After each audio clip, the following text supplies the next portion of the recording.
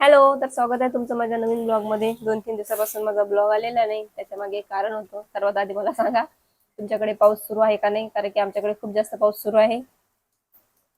हे बघा, शेगावमध्ये कालपासून पाऊस सुरूच आहे. मी काल खामगावमध्ये होती. खामगावमध्ये पाऊस नव्हता, पण शेगावमध्ये पाऊस आहे खूप. तर 2-3 काल मी ब्लॉग शूट करणार होती, पण केला नाही आणि परवाच्या दिवशी पण करणार होती. परवाच्या दिवशी खूप जास्त धावपळ झाली माझ्या मागे. त्यामुळे माझा ब्लॉग शूट करणं झाला नाही, कारण की तो दिवस म्हणजे खूप टेन्शनचा होता. माझ्या आजीची तब्येत खूप जास्त खराब झाली होती. माझ्या आईची आई, बाबांची आई नाही आहे मला, बाबाही नाही आहेत आणि बाबांची आई पण वारलेली आहे आणि बाबा पण वारलेले आहे. तर आजीची आईची आई आहे. तर म्हातारी आहे ती. ते खूप म्हणजे तब्येत खूप खराब होती. तिकडे झाडेगाव मानेगावला होते तेव्हा तिचा खांडीमध्ये दवाखाना सुरू होता 8 दिवस कंटिन्यू. तर तिच्या खूप जास्त पेशा वाढल्या होत्या, प्लेटलेट्स, आणि अजूनही खूप म्हणजे क्रिटिकल कंडिशन होती. खूप जास्त काही काही रिपोर्टमध्ये पॉझिटिव्ह आलं होतं. तर तो रिपोर्ट जर माझ्याजवळ आता असता तर मी तुम्हाला दाखवला असता. तो डॉक्टरांकडे आहे. तर परवाच्या दिवशी पण मी तिथंच होती. परवाच्या दिवशी तिला मग ऍडमिट करून दिलं मी खामगावमध्ये. काल गेली होती, काल काढणार होती, पण काल काय झालं, तिला अचानक खूप जास्त खोकला आला होता. आता त्याच्यापेक्षा आपला ब्लॉग शूट करणं एवढं महत्वाचं नाहीये. तर कारण की कमेंट्स येतात म्हणून सांगत आहे की ताई 2 दिवस झाले तुमचा ब्लॉग आला नाही. तर याच्यामुळेच नाही आला, कारण की माझ्या आजीची तब्येत खूप खराब होती. घरचे कामं करून तिथं पोहोचावं लागते, त्यांचा डबा वगैरे घेऊन जाणं. आता आज बघा, दळण करायचं होतं. आता दळण करते. स्वयंपाक वगैरे झाला माझा. भांडे करायचे आहेत अजून. भांड्यांचा खूप जास्त पसारा पडलेला आहे. कपडे धुवायच्यात. तर फटाफट कामं करते म्हटलं जाते. तर त्या आजीची तब्येत खूप जास्त खराब असल्यामुळे माझा ब्लॉग शूट झाला नाही. तर आता मी दळण करते. नंतर तयारी बियारी केल्यानंतर मी जाणारच आहे तिकडे. तर तुम्हाला दाखवते की आजीची तब्येत किती खराब आहे. आजीला आयसीयू मध्ये ठेवलाय. आता म्हणजे ती उठून वगैरे बसते. बरं आहे तिची तब्येत थोडी. आणि सुट्टी तर काही एवढ्या लवकर होणार नाहीये. आणि सुट्टी होत नाही म्हटलं म्हणजे मी तिथं रोज जाणार आहे, तर रोज तर काही ब्लॉग बनवणार नाही. तर फक्त तुम्हाला सांगायसाठी मी ब्लॉग शूट केला की बा या कारणामुळे माझा ब्लॉग आला नाही. यापुढे येत राहतील. जर तब्येत चांगली असली किंवा मी घरी असली, तर घरी तर राहणारच नाही शक्यतो, कारण की मला रोज टिफिन घेऊन जावंच लागणार आहे. तिथे आई आहे आजीजवळ. आजीजवळ. तर खूप रडत होती, खूप जास्त रडत होती. आता कसं असं वाटते का बा आपल्या नाता आहेत. तिला कसा मुलगा नाहीये, एकच मुलगी आहे. आणि मुली म्हणजे मुलगीच आहे. माझी आई लहान होती, म्हणजे 5-6 वर्षाची होती तेव्हा माझे आजोबा वारले, म्हणजे आईचे बाबा वारले. तर तेव्हापासून ते दोघी मायलेकीच आहेत. तर त्यांचं एकमेकींमध्ये खूप जीव आहे. पोरगा जर असता तर असं मुलगा पाहिजेच. एक हे असते तसं. माझ्या बाबाही नाही आहेत आता. दोघी मायलेकीच आहेत. मला भाऊ आहे, तुम्हाला माहित आहे. तर दोघी मायलेकी आहेत. दवाखान्यामध्ये खूप रडत होती आजी, खूप रडत होती. मला पाहून की बा नाता आहे तर येतात. आता माझ्या बाकी जे 2-3 बहिणी आहेत त्या दूर आहेत. तिन्ही बहिणी दूर दिलेल्या आहेत. त्याच्यामुळे त्यांचं काही येणं होत नाही. मला जावं लागते ते इथं जवळ. तर ती मला बघून खूप रडायला लागली. तिला असं वाटते का बा आहे जवळ म्हणून येते, मी अशीच मरून जाईन, बाकीच्या बहिणीचे हात पडतात की नाही पडत. पण म्हणजे तिचे असे विचार आहेत. पण माझी आई स्वतःच तिची खूप काळजी घेते. दुसऱ्याचं असं म्हणजे वाट पाहत नाही की यानं काळजी घ्यावं का त्यानं काळजी घ्यावं. माझ्या आईच्या पायामध्ये गॅप पडलेला आहे, तुम्हाला माहितीच आहे. तिच्याने कामं होत नाही जास्त, घरचेच कामं जास्त होत नाही, तरी पण ती करते. तसं दुसऱ्यावर डिपेंड राहू नाही म्हणून ते घरचे कामं करते. तिचे ते सर्व कामं करते. तिला कोणी सहाराही करत नाही आणि तिचं कोणी काही काम करतही नाही. ते जर बिमार असली तर तिची साडी कोणी धुवायला रिकामं नाहीये. आता कसं हे एवढं डिटेलमध्ये जर सांगत गेलं तर खूप मोठं होते.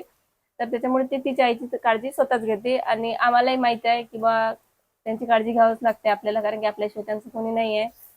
तर ब्लॉग कंटिन्यू बघा. मी दाखवतेच तुम्हाला आजी कशी आहे, आजीची वही किती झाली, आजीची तब्येत कशी आहे. तर प्रत्येक घरात आजी आजोबा असणं गरजेचं असते, पण हे काही लोकांना समजत नाही. ठीक आहे. तर निघालो बघा आम्ही खामगावला जाण्यासाठी. सगळं काय आवरलं, डबा वगैरे घेतला, टिफिन, आईसाठी साडी घेतली.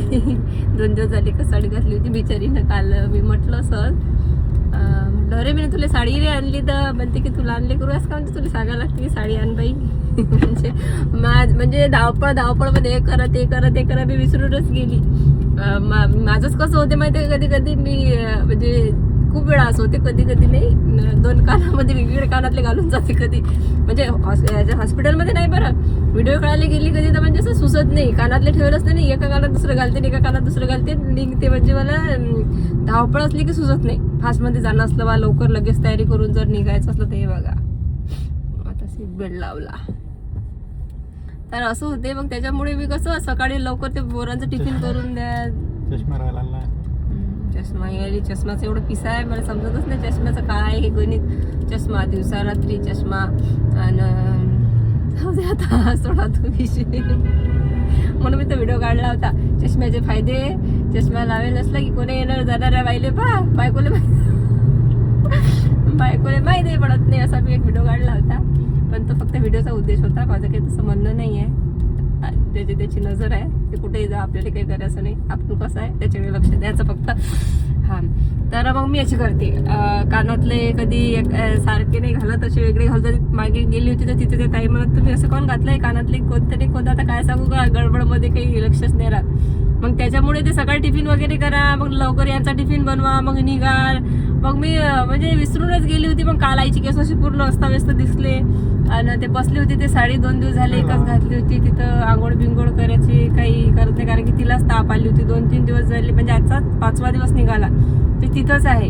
आणि आजीचं कसं आहे, आजीची तब्येत खराब आहे आणि आईची तब्येत खराबच राहते. तिथं सर्व पेशंट आहेत. पेशंट म्हटलं म्हणजे आपल्यालाही होतेच. मला असं सर्दीसारखं डोकं दुखत आहे. रात्री तापही आला होता, तर मी अगोदरच गोळी घेऊन घेतली, कारण की मला आता गावाला जायसाठी निघायचं आहे. तर माझी तब्येत जर खराब झाली तर बस, तर त्याच्यामुळे लक्ष नाही राहिलं. मग काल एकदमच मीच म्हटलं आई तुला साडी नाही आणली, तर म्हणते तू काय लहान लेकरच का, म्हणते तुला सांगायला लागते की साडी आण. म्हणजे खराबही वाटलं. मग अजून हसायला लागली जोरजोरात. पण ते की असंच म्हटलं रे बामीनं, मला माहिती होत्या मागेले गडबड असते, जाऊ दे, नाही आणली तर नाही आणली. म्हटलं मी नाही आणली तर तू तर फोन करून सांगू शकत होती ना की बाई एखादी साडी आणजो, कंगवा आणजो, असं तू तर सांगू शकत होती ना. म्हटलं रील्स म्हणतं गेले ते हात देत होते, तर तू तर सांगू शकता ना म्हटलं फोन करून का बा एक साडी आण. नाहीतर मग हे आता म्हणजे तुझा नंबर नाही, म्हणजे फोन नाही लावता येत. वर जर कॉलिंगवरती नंबर असला तर ते कॉल करते, नाही तर मग काही करत नाही. म्हणजे तिला लावताच येत नाही. काल कंपनीचा फोन आला, दादाला फोन लावायला गेली, कंपनीलाच फोन लावले. कंपनी तिकडून बोलले, मग म्हणे बाई फोनच नाही लागू राहिला. म्हटलं तू कंपनीला फोन लावून राहिली तर कंपनीला कसा काय फोन लागेल. मग दादाला लावून दिला. मग तिचं असं आहे. मग म्हटलं लहान बहीण आहे, तिचा फोन आला होता, कोणाला सांगते का बा, सांग म्हणून मी आणलं असतं. जाऊ दे म्हणे, कुठे एवढं टेन्शन घेतं, कुठंच आपण साडीन गिडी, आपण तिथं दवाखान्यासाठी आलो आणि कुठं साडी नाही ते करत बसतं. म्हटलं नाही, पण कसं तेच ते साडी तुलाही जास्त होऊन जाईल. आता मग साडी बिडी घेतली आणि डबा वगैरे केला, कारण की आता ते अजून किती दिवसात काय माहीत. आता माझं उद्या काही जाणवणार नाही. उद्या मी गावाला चालली, कुठं चालली हे तुम्हाला नेक्स्ट ब्लॉगमध्ये समजणार आहे. 2 दिवस माझे तिकडेच जाणार आहेत. तर या हॉस्पिटलमध्ये आहे माझी आजी ॲडमिट. हे आहे श्री सेवा हॉस्पिटल. खूप छान सर्विस आहे इथं. तर चला आजीला भेटू. आजी दाखवते मला, वरती आहे गुलाबराव पाटील यांचा दवाखाना. डॉक्टर गुलाबराव पाटील. आतापर्यंत आजी ICU मध्ये होती, आता तिला वरती शिफ्ट केलं. हे वरती मी पण आजच आली आहे, खाली म्हणजे आतापर्यंत खालीच होतो. वरती आल्या तर कोण्या रूममध्ये आहे, फोन करावं लागते वाटते. छान आहे बघा, वरती खूपच जास्त क्लीन आहे सर्व.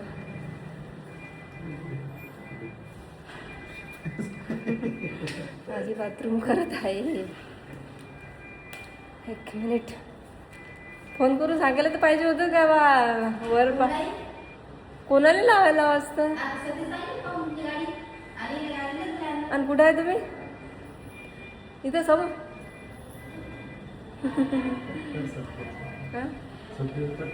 काळी सोय कट करावं लागते.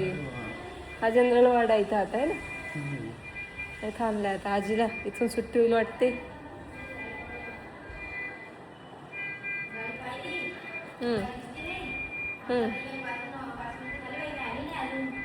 हे माझी आजी बघा, खूप जास्त तब्येत खराब झाली. हे आजी ॲडमिट. हे माझी मम्मी, हिची तब्येत खराब झाली. आता कसं वाटलं आजी, चांगलं लागते आता. चांगलं लागते, बोलता येत नाही. म्हातारा माणूस पाहिजे घराले, पण हे काही काय म्हणतात ते भक्ती मग लोकांना समजत नाही. काही काळजी नसते म्हाताऱ्या माणसांची. हां आले आहेत मेले असं सोडून देतात काही लोक. पण त्यांच्या आशीर्वादामध्ये काय ताकद असते हे माहीत नाही काही ना. का बा म्हातारा माणूस असलं की घराला घरपण असते, आणि ते माणूस असलं की घराला वजन असते. पण काही लोक म्हातारे झाले की त्यांना चिडचिड, म्हणजे ते चिडचिड करतात, तर दुसरी त्यांना अजून चिडचिड करतात. पण त्याला समजून घेत नाही का बा नाही, म्हातारा झालं तर चिडचिड करतात तर करू द्या, असं असते. तर माझं तुम्हाला सर्वांनाच म्हणणं आहे तुमच्या घरामध्ये कोणी म्हातारं बुजुर्ग असेल तर त्यांची काळजी घ्या. ते बोलत असतील तर बोलू द्या, या कानाने ऐका या कानानं सोडून द्या. कारण की त्यांचा आशीर्वाद जर आपल्या डोक्यावर असला तर आपण कोणत्याही संकटातून बाहेर निघू शकतो. तर ठीक आहे, ब्लॉग आवडला असेल तर लाईक करा, कमेंट करा, जास्तीत जास्त शेअर करा. मला आजीसोबत बोलायचं आता.